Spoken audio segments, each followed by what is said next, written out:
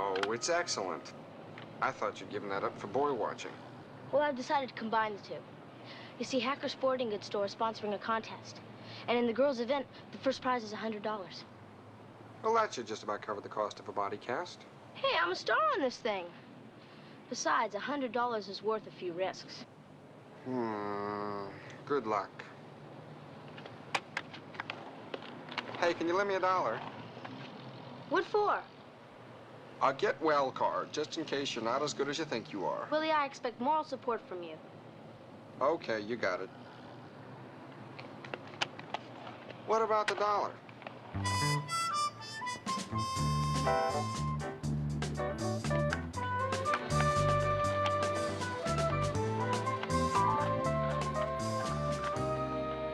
Doug, could we get going? I don't want to be late. We've got hours. Now relax. I know it seems boring to you. You're in court all the time. I enjoy it. Enjoy what? How do you always manage to come in the middle of a conversation and assume you're welcome to join in? Well, you're the one that told me that curiosity was the basis of intelligence. Touché. Jury duty. I start today. Jury duty again? And again, till she gets it right. Boy, Mom, sometimes I think you're really weird. I mean, Audrey Pfeiffer's mom always gets out of it. So does Robin's. Your mother considers it her responsibility as a citizen. I think it's an admirable quality. Gee, thanks. Last year, you learned all there was to know about aluminum siding. What do you suppose it'll be this time? Who knows? Well, I guess you'll have to do your own thing. When you put it that way, I feel as if I should reconsider.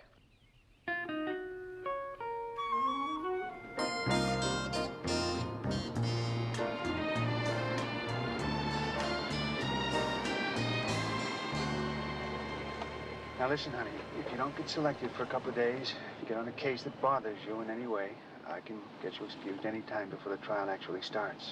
I don't think that'll be necessary. Well, if you change your mind, you tell me, deal? Deal. Oh. Aren't you going to kiss me goodbye? In front of the Hall of Justice? Seems only fair. What's going on here? Oh, good morning, Charlie. I was just trying to influence a prospective juror. Well, you'd better hurry it up, Counselor. You're in a tow-away zone. Whoops. Bye-bye, Cookie.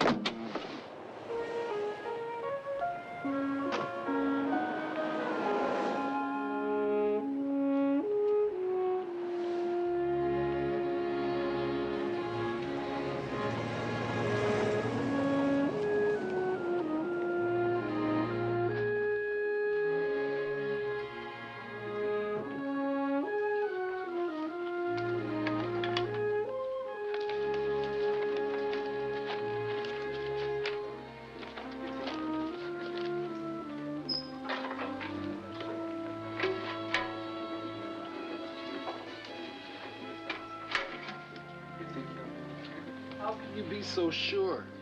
I'm telling you, they don't go through all this for your average nickel-dime case. It's something big. I'm not so sure we should even be talking about this. I mean, are we supposed to be discussing the case at all? We don't have a case yet. Excuse me, could you tell me what's going on? It's a criminal case. Nobody knows which one. I got an idea which one. What do you think it is? I guess you don't read the newspapers. Been all over the front page. The Cordes case. That kid who raped and murdered that Maxine what's-her-name? Gotta be that one. Why else would they have all this security?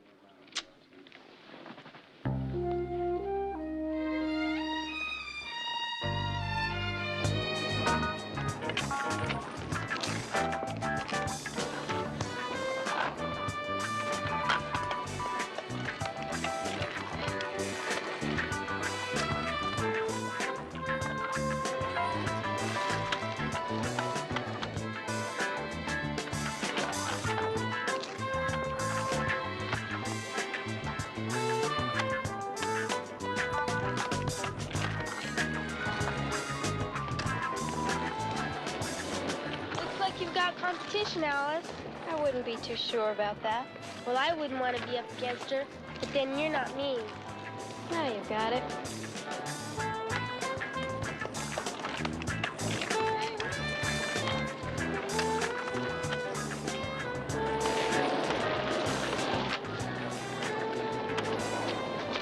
Not bad, Sailbird. Pretty good yourself. Your buddy Lawrence, aren't you? Uh-huh. I'm TJ Latimer. You kidding? Everybody knows that. Where'd you learn to skate that way?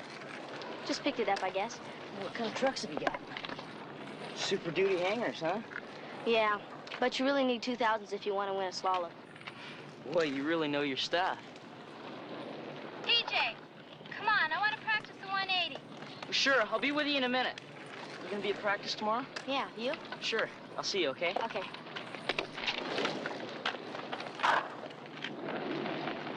Come on, Alice, let's do it. Just a second. Okay. Hey, buddy.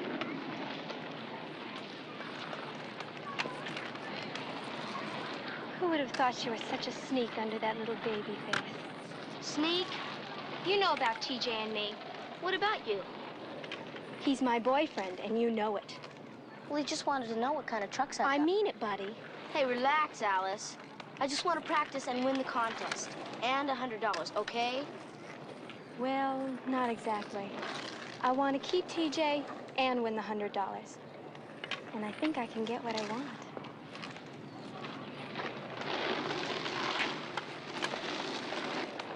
I may not be able to get your old TJ, but I sure can get you.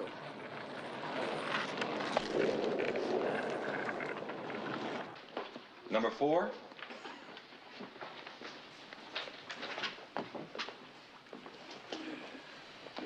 You're Catherine Lawrence, Yes, and your husband is Douglas Lawrence, an attorney in private practice. yes, sir. Since your husband functions as a defense attorney, do you think his position would influence your judgment in this case? I don't think so. He's rarely involved in criminal cases. Mrs. Lawrence, we're selecting a jury for a case that's already received considerable notoriety from the local press and on television. It involves the rape murder of a teenaged girl from your community. Have you read about it? Yes, I have, some of it. Have you formed any opinions about it? I think it's horrifying. Do you have children, Mrs. Lawrence? Yes, I have a married, divorced daughter, a son 18, and a teenage daughter. Thank you. Reserve challenge, Your Honor. Defense counsel may proceed with voir dire. My name is Bennett Davis. I'm the defense attorney. Now, Mrs. Lawrence, you probably know that the accused in this case is a young Mexican-American. Do you have any prejudice about Mexican-Americans? None that I'm aware of. Do you think that Mexican-Americans are more prone to commit crimes of rape or murder than an Anglo-Saxon member of the community? No. You said you had a teenage daughter. Are you fearful for her safety? I worry about her. Yes, I am. Mrs. Lawrence, if you served on this jury, at the end of this trial, you felt there was a reasonable doubt that my client had committed this crime, would you vote guilty just to be on the safe side? I would try not to. Mrs. Lawrence, do you have a strong stomach? Beg your pardon? Are you prepared to hear the details of the crime in question? It was a particularly violent one. Do you think you can handle what you will hear and see? I think I can. Thank you. Your Honor, this juror is acceptable to the defense. Mr. Haynes? I'd like to reserve that until we've seen more people, Your Honor. The clerk will call the next number. Number 5.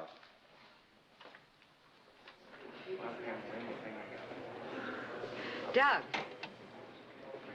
No, I'm not. They haven't decided who they want yet. I have to stay. The defense accepted me. The prosecutor thinks I might be prejudiced against her. Because of you. You're a defense attorney. I know. It's the Cortez murder case. No, if they choose me, I'll stay. I'm not sure why. I just think I should. Yes, they asked me that, too. I don't know. I'll just have to stand it.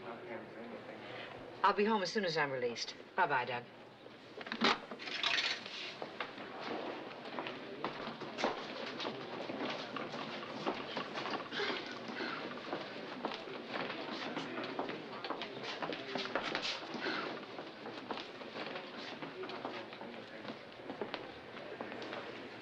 I'm finished with the paper if you'd like it. Oh, no, thank you. Are you here for the jury selection?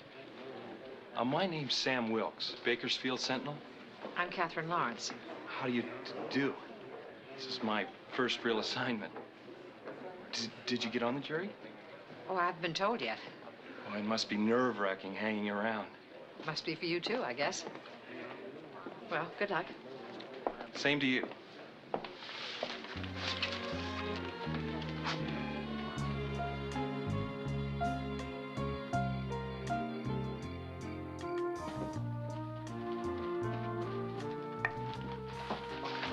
What are you doing? I'm making dinner. Mom may be late. You know, if she gets on that jury, we could all starve to death. Wouldn't you know it? Nancy'd be out of town when she could be doing something useful around here. Nancy, she overboils water. Don't worry, kiddo. This meal's going to be superb. What is it?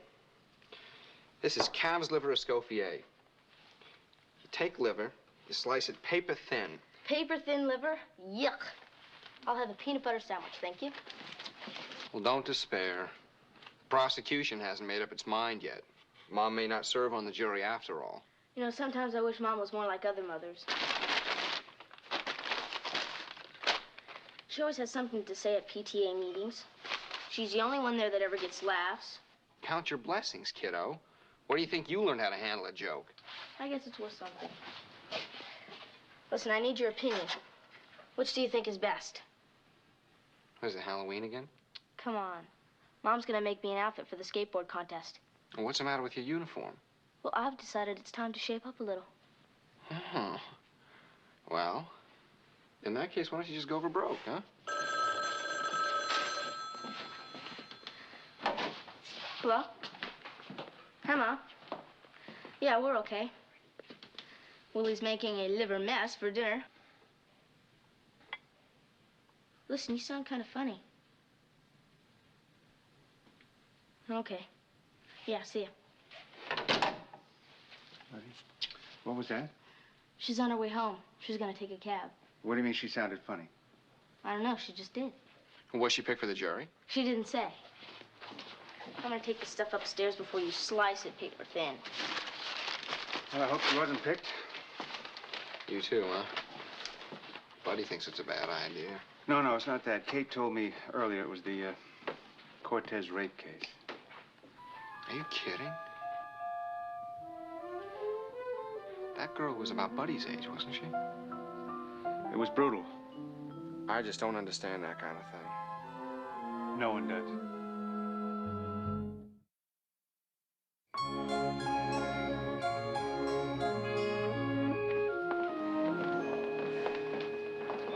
We made it. We may be spending a lot of time together. Maybe we should get to know each other better. How about a drink, ladies? It might be wiser if we didn't get too friendly. They might stand in our way in the jury room. Oh. Besides, I've got to get home. Who knows when we will again? You think it'll be a long trial? Nah. Who are they going to get to say anything decent about Cortez? He's got a record as long as you're armed. How do you know that? Well, you know how they are. I'll bet some of your best friends are Mexican, Mr. Fingerman. Oh, boy, one of those. Oh, well, I can see you two aren't going to be too much fun. Good night, ladies. See you in the morning. Do you believe that guy? So far, I don't. Maybe things will pick up. Dream away. Well, I gotta go now. My husband's waiting for me. I'm gonna call a cab. See you in the morning. Could I wait with you? Oh, no. Thank you. I'll be fine. Okay, then. Stand in the light, Good night now. Good night.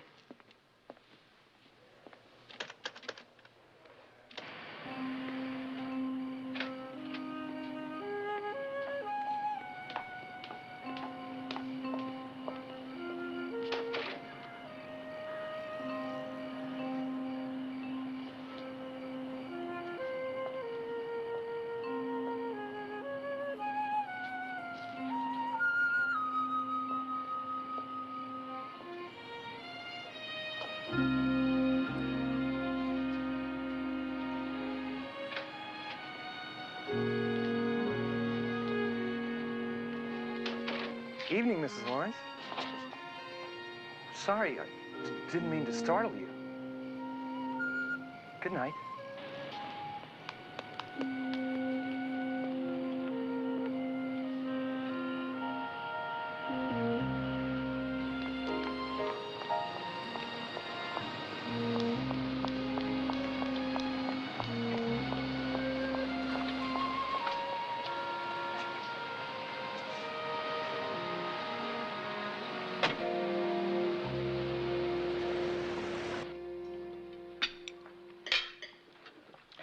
compliments to the chef. Here, here. Well, it was nothing, really. A few hours out of my young life and permanent damage to my left thumb. Thank you, Willie. It was wonderful, and I appreciate it. You look wiped out, Mom. I am. It's been a grueling day. Mom, could you look at the stuff for my skateboard outfit after dinner? Tonight? Oh, buddy. Well, you promised. Okay, okay. I'm sorry. I promise I'll get it done. Thanks. Maybe I could work on it during the recess or when we're in the jury room. I wouldn't, Mom. If I were on the jury and I saw you working on a red satin outfit, I don't think I'd take you too seriously. Thanks a lot, Willie. Never mind, buddy. I promise I'll do it, somehow. Maybe by remote control.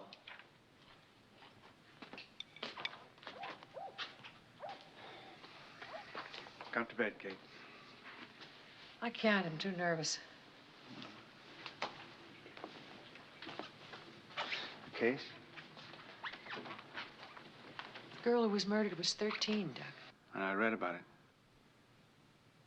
Maybe I'm not qualified. Not fit to serve on that jury. Why not? You're a fair, decent person.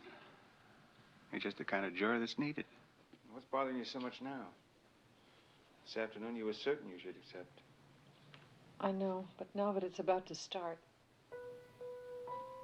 every time I think about it, the girl was stabbed, cut to pieces. Oh, God, she must have been so terrified. Whenever I think of that poor child, all I can see is Buddy's face. And then I see that boy, Cortez. I get so full of rage, I could... How can I be an impartial juror? I can feel that way. I think you can because of that. You're aware you have those feelings. You can sort them out, separate your personal feelings from the facts of the case. I hope so. I can still get you released. It's too late. Trial starts tomorrow. Come to bed.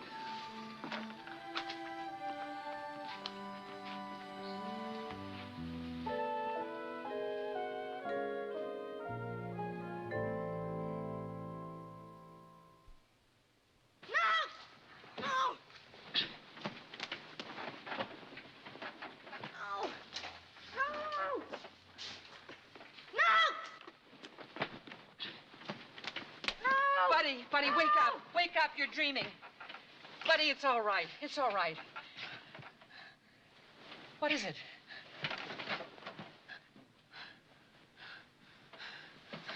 I was dreaming. I was dreaming scissors. And there was a man with scissors. Oh, it's all right, honey. I heard what you said to Daddy last night. It could have been me that man hurt. Buddy, I'm sorry. Sorry. Go back to sleep, honey. Go to sleep.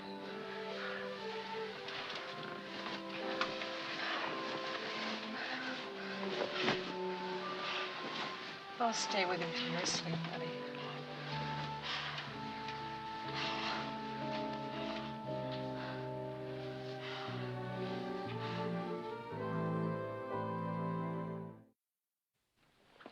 And we will prove beyond a reasonable doubt, ladies and gentlemen of the jury, that this defendant, Rudy Cortez, did wantonly rape and then murder 13-year-old Maxine Briault. The evidence you will hear is largely circumstantial. We have few witnesses. There was, however, one witness who saw Maxine Briault with her assailant on the night of the murder. He saw Maxine Briault and her assailant enter the vacant building where the mutilated body was later found. In a statement to the police, Mr. Cortez has already admitted that he knew Maxine Briault and that he was also familiar with the vacant building. I wonder why the hell he told him that. He must be as dumb as he looks. Be quiet, Mr. Fingerman, and listen. That's what we're here for. There is to be no discussion among the jurors during the trial.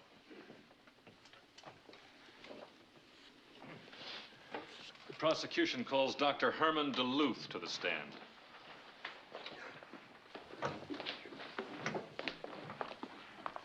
Please raise your right hand. Do you solemnly swear to tell the truth, the whole truth, and nothing but the truth? I do. Please state your name. Dr. Herman Duluth.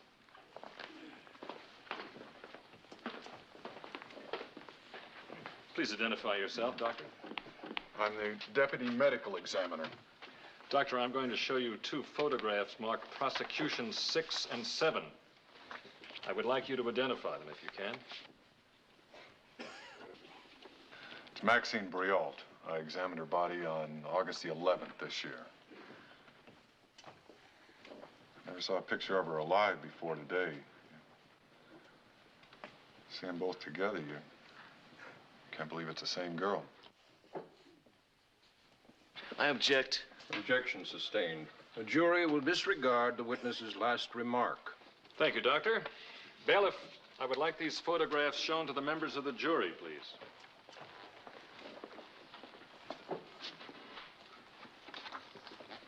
You're looking at a young, beautiful girl. Struck down before her life really had a chance to start. Maxine Briault, brutally murdered at 13.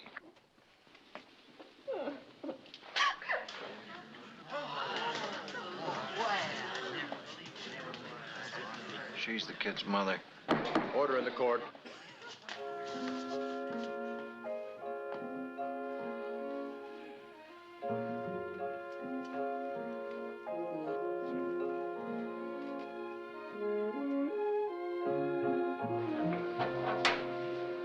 Hi, Mrs. Lawrence. Seem to keep running into each other. I'd ask you to sit down, Mr. Wilkes, but I'm not permitted to discuss the case. Oh, sure. I saw you sitting here. I just wanted to say hello. I'm sorry. Don't apologize. I understand.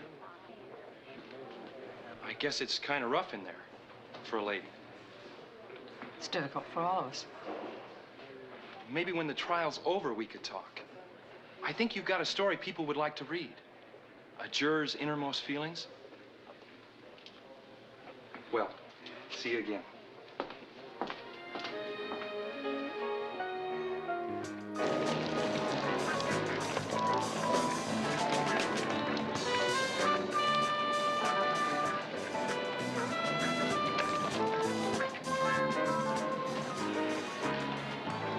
Hi. Hi. Done practicing? Yeah, you? Yeah, but I gotta get home. Oh, well, I got my bike. I can give you a lift. I got mine too. Oh, sure. But it's kind of a funny name for a girl. My real name's even funnier. Can't even say it. It's too embarrassing. Yeah. I never tell anyone my real name either. What is it? Thaddeus Joseph. How come you told? You just look like someone that could be trusted. Thaddeus Joseph, huh? Not bad. In fact, it has possibilities. Dr. Thaddeus Joseph Latimer, Senator Thaddeus Joseph Latimer, or Thaddeus Joseph Latimer and his all-girl orchestra. You know, you're the only funny girl I ever met. Thanks a bunch. No, it makes you interesting. Thanks. Hi, PJ. Alice had to go home early, but she said it was okay with her mom if you come over for dinner. Hi, Betty. Better get going. Yeah, well... Buddy, I'll see you tomorrow, okay? I think you better check with Bettina first. Alice might have another message for you.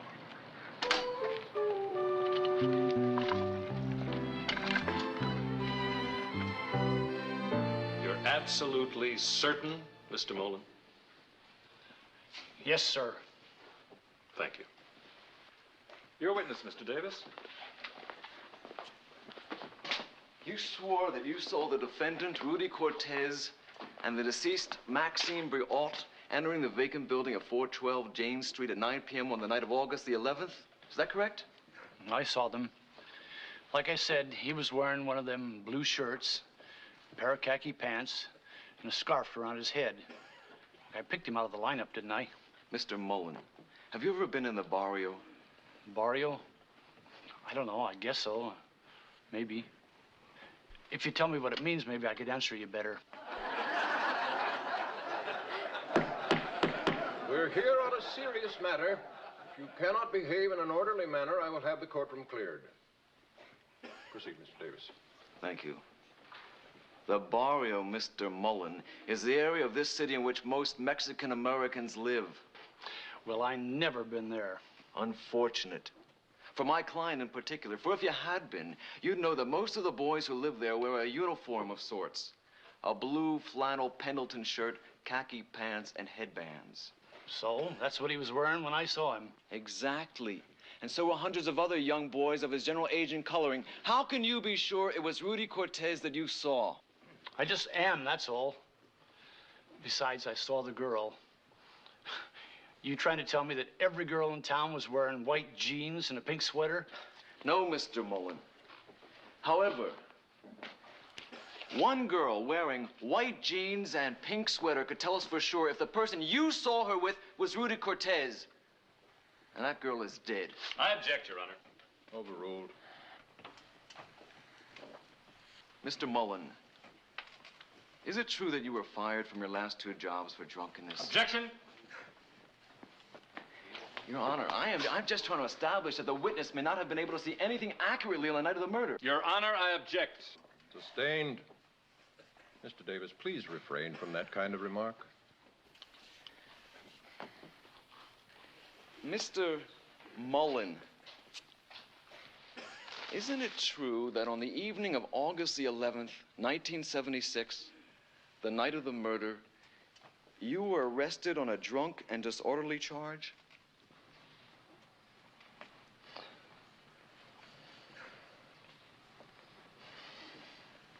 Yes, sir. Didn't hear you, Mr. Mullen. Yes, sir. I think that's one for our side. I don't have a side yet. Sorry. Did your daughter ever talk to you about Rudy Cortez? No, sir, she didn't know him. Her friends were her same kind. Mr. Cortez has indicated that he did know your daughter and that she was interested in him. That's a lie. My daughter wouldn't have any business with a boy like that. I know it. I know everything there was to know about her. She was a little girl. She had a doll, a rag doll. And she kept it on her beds, and she'd fall asleep holding it lots of nights. Please, Mrs. Briol, try to answer only the question. I know people talk about how wild kids are nowadays, even at 13, but not my Maxine. She wasn't in any rush to grow up. She was happy just the way she was. The doll, I can't stand to see it, and I'd die if I didn't have it.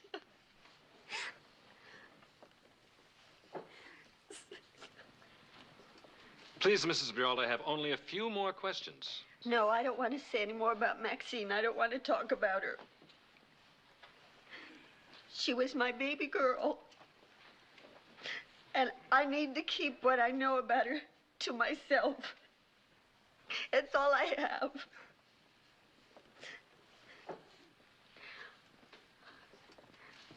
My baby's dead. And you're the only ones who can do anything about it. No further questions. Don't let him get away. Jury will disregard Mrs. Briolt's last statement. And if there are any further emotional outbursts of this kind, I will be forced to clear the court. He killed her. Don't let him get away. The bailiff, move the witness from the courtroom.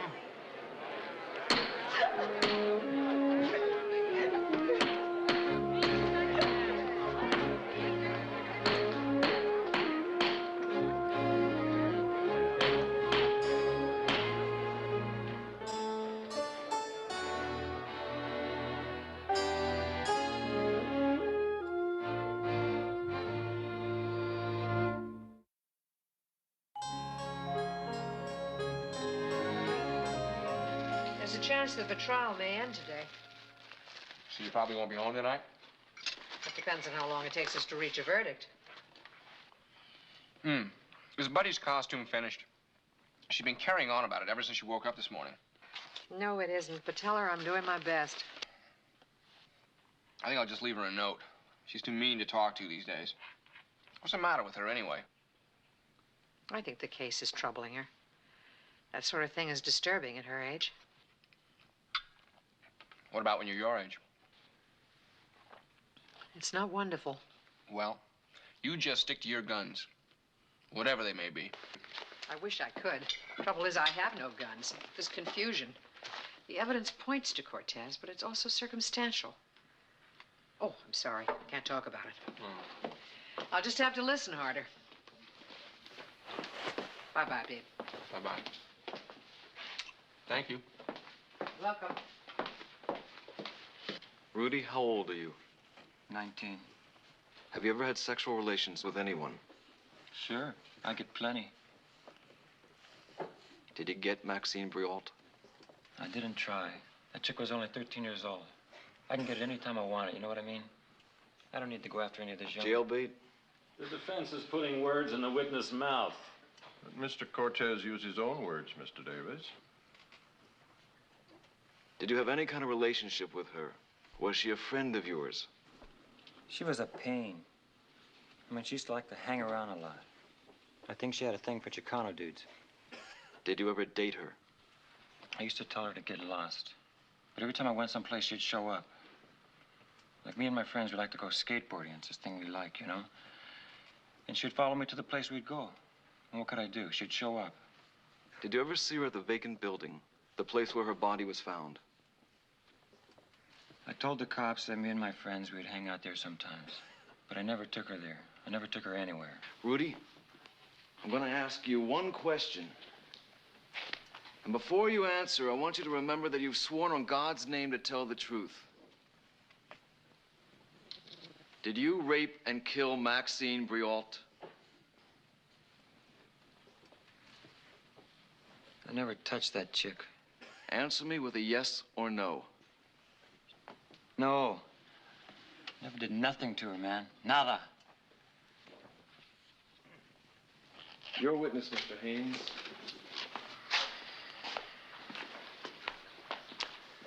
Rudy, are you asking this court to believe that Maxine Briault blatantly threw herself at you and that you garnered the strength of a saint and never even touched her? Listen to me, man. I don't need it, man. I've got enough troubles, you understand? Man, who needs to go after a 13-year-old Anglo chick? What about a 13-year-old Chicano chick? I object. That's none of your business. Objection sustained. Isn't it true, Mr. Cortez, that you were arrested once before for molesting a young woman, Carmen Almeida, whom you beat unmercifully when she resisted your advances? Carmen Almeida, man. Do you know she's a junkie? She made all that stuff up. I mean, she would have said anything to keep herself out of jail. Your Honor, my client is not being tried on the basis of his previous record. I object to this line of questioning. Objection sustained. All right, Mr. Cortez. Once again, isn't it true that you tricked Maxine Briault into accompanying you to that vacant building? No, I didn't take her there. Where were you on the night of the murder, Mr. Cortez? You know where I was at, man. I told the cops this 100 times. Me and some of my friends, we went to one of those TV preview places. We were there the whole time. You have to fill out a card with your name on it at those TV preview places. The police checked. There was no card with your name on it. Yeah, well, I filled mine out. I signed my name, Bozo the Clown.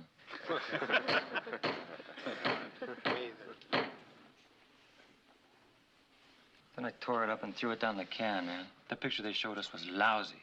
I say you're lying, Mr. Cortez. I say you took Maxine Briault into that building, and that once in there, when she resisted your advances, you got furious. And the angrier you got, the more resistance she got. And that finally, you forced yourself on her, and when she began to scream, you knew you had to quiet her permanently, and you took your knife, and you kept slashing at her, and slashing at her until she was dead. You're a liar, man. I didn't do it. Your Honor, I object.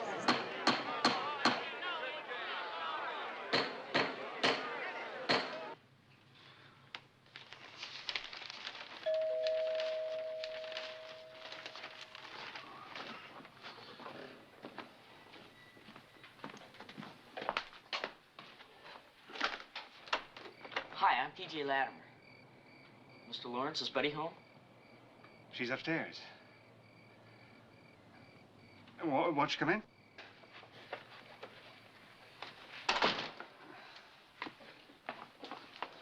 Here, have yourself a seat.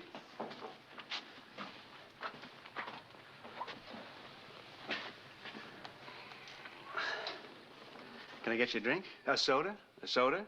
No, thank you. I'm fine.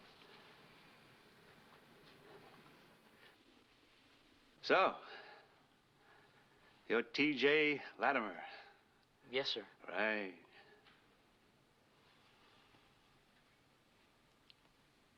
Well, would you like to read the paper? Oh, no, thank you. I'm fine. I'll just wait.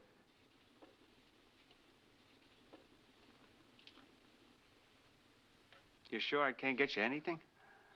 No, really, Mr. Lawrence, I'm fine. You don't even have to talk to me. I know it's a little awkward when someone comes to take your daughter out on a date. A date? Buddy. Oh, well, don't worry. I'll have her in by 10. She'll be okay. Oh, sure. I appreciate your perception and your understanding, T.J.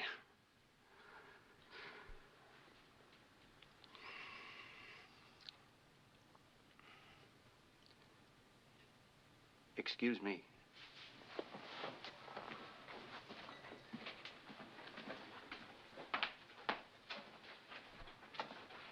Buddy, could you come down here, please?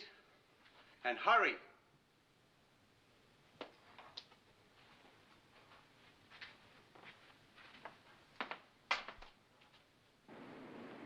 In determining whether the defendant is guilty or not guilty, you must not be governed by mere sentiment, conjecture, sympathy, passion, prejudice, or public opinion. Both the people and the defendant have a right to expect that you will conscientiously consider and weigh the evidence, and that you will reach a just verdict, regardless of what the consequences of such verdict may be. You may each telephone your homes before retiring to the jury room.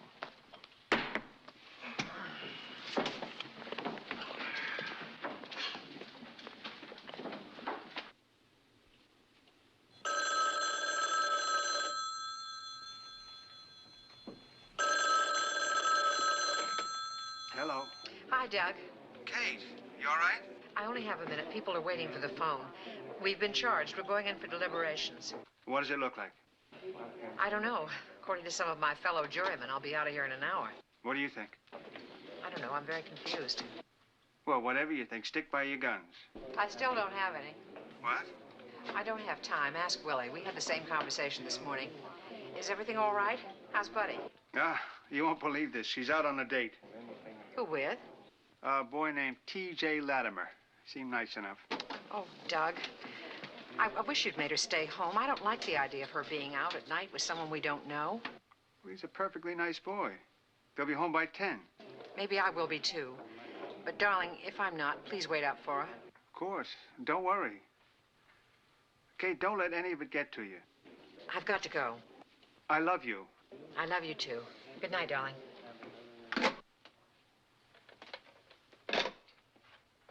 Guilty. Guilty. Guilty. Guilty. Not guilty. Guilty. Guilty.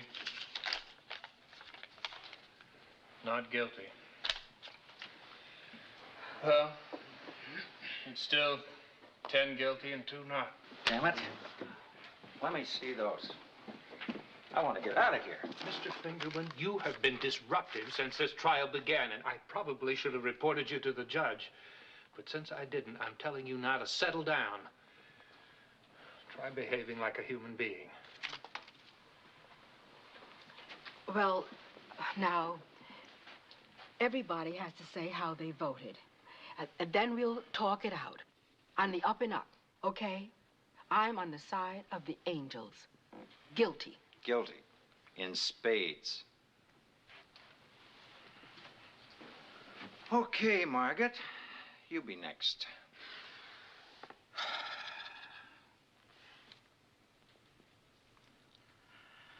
Not guilty? You're kidding. I'm just not positive. I'm not either. Oh, wouldn't you know it? You really think he's innocent? I don't know. I'm just not sure he was proven guilty. 10 of us are sure. Maybe if the 2 of you told us what's bothering you, we can help clear it up. Come on, Margaret. What's your problem? That man, Mr. Molan, he said he saw Cortez with the girl. It could have been any Mexican guy he identified. He identified Cortez at the lineup. He was arrested that night. He couldn't have seen them. Yes, but on the other hand, Molan was arrested hours after the murder. It's just possible he could have been at the building and seen something. In that case, I think the information about the clothes, that sort of uniform that Chicano boys wear, I think it's doubly important. So's what the girl had for dinner. Look, we can nitpick all year if we want to. We all heard the evidence. We all saw Cortez. He wasn't even born innocent. He's guilty. G-U-I-L-T-Y. Now let's vote again. Get it over with, huh? I'm just not ready to vote again. Oh, sure, you're not ready to vote. Look at you. You probably don't have a friend in the world. What the hell do you care? We're all locked up here. It's probably the best thing that's happened to you in years, huh? This is not getting us anywhere. I'm sorry. I'm just not ready to vote guilty. It's a very difficult decision to make. A 19-year-old boy's life is at stake. But Maxine Briolt's life is over. Ooh, you said it, honey. I know you're all tired. You want to get this thing over with. So do I. But I need more time. The only real evidence is what Mr. Molan said about seeing Cortez and the girl at the building site. Molan admitted he was drunk, so that information is suspect. Then there's the fact that the shirt and pants he described the boy wearing are worn by so many young men. This is supposed to be crucial evidence. So little to go on.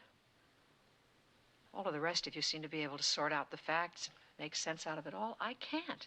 It's just not enough. And there's something else. Rudy Cortez doesn't strike me as a stupid boy. I think that if he'd committed this crime, he would have been more careful about what he said on the witness stand. He didn't do a thing to make himself look good. In fact, he presented a very clear, very offensive picture of himself. He is easy to dislike. He's unpleasant, he's callous, unfeeling. I can imagine him committing an ugly crime. But my imagination is not supposed to enter into this. We don't have to agree with him. We don't have to like him. We do have to believe, beyond the shadow of a doubt, that he murdered that poor girl. When the law says reasonable doubt, not just doubt, reasonable doubt, I have to assume that's what it means. That's what I'm feeling. That's what's troubling me. Reasonable doubt.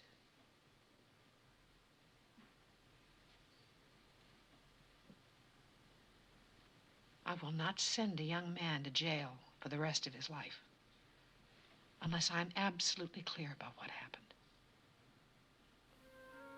I know you're all tired. I'm tired. Honestly, I'd a lot rather be home. If any of you can help me, please do. I'm willing to stay here as long as that takes.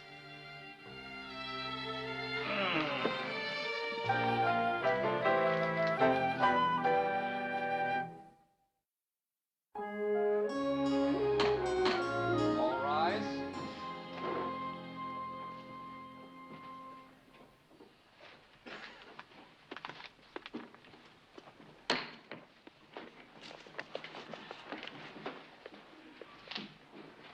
Jury is returned in the matter of the People versus Cortez. Mr. Foreman, have you reached a verdict?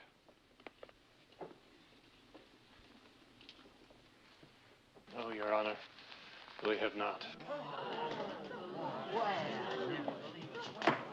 Have order. Have you made every effort to reach a unanimous verdict? Yes, Your Honor. May I ask the count of your final vote? 11-1. Oh. To acquit or convict? To convict. It seems I have no choice but to declare a mistrial.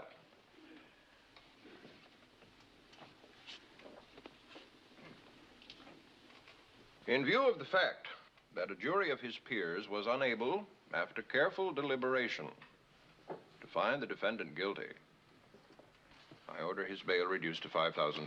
Your Honor, if you do that, you virtually guarantee that Cortez will be free. He's a threat to the community, Your Honor. You're out of order, Mr. Haynes.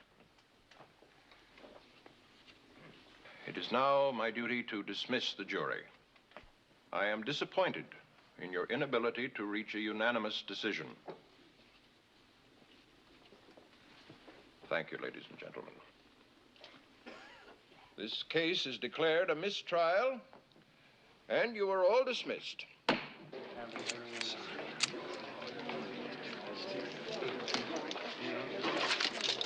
Who was the holdup? Leave me alone. on, who It's was it? confidential.